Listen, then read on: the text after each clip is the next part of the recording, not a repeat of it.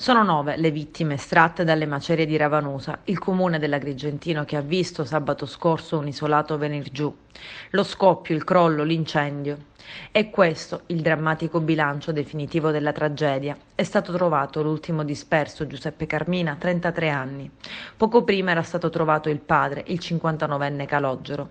Per tutto il giorno i soccorritori avevano rimosso le macerie di quello che era l'appartamento di Giuseppe Carmina, dove il figlio era andato per lasciare l'auto e per un veloce saluto.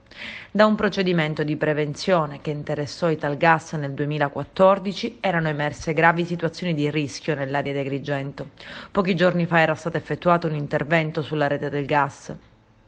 Adesso, dopo il ritrovamento delle vittime, si passerà alla rimozione delle macerie per arrivare ad individuare il punto in cui c'è stata la rottura della tubatura che ha provocato la strage. Una fase che si apre con un nuovo sopralluogo dei magistrati e degli investigatori che di fatto è il primo passo dell'inchiesta per individuare eventuali responsabili della tragedia. A destare sospetti una frana antecedente alla tragedia che potrebbe aver danneggiato la condotta del gas.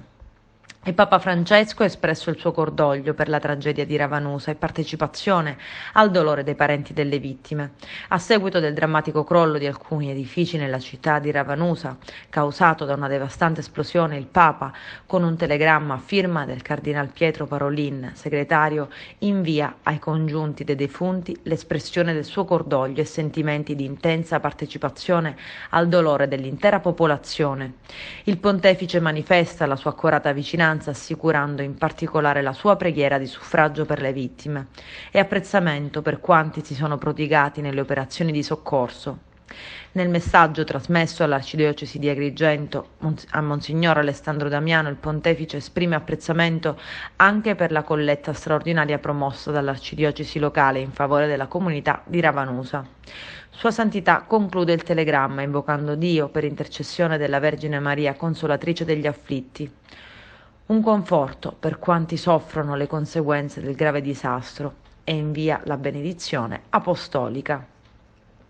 E oggi ad Agrigento è stato proclamato lutto cittadino in memoria delle vittime di Ravanusa. La città dei templi si stringe alla comunità dell'Agrigentino in questo momento di grande dolore per esprimere cordoglio e partecipazione al sindaco e all'amministrazione comunale.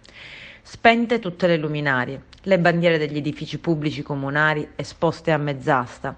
Il sindaco Franco Miccichè ha invitato le attività produttive cittadine a non accendere gli addobbi natalizi delle loro attività.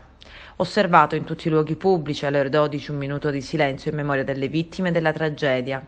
Lanciata una raccolta fondi per la ricostruzione degli alloggi crollati nell'esplosione di Ravanusa anche da parte della Protezione Civile della Regione Siciliana che ha attivato un conto corrente bancario dedicato per le donazioni.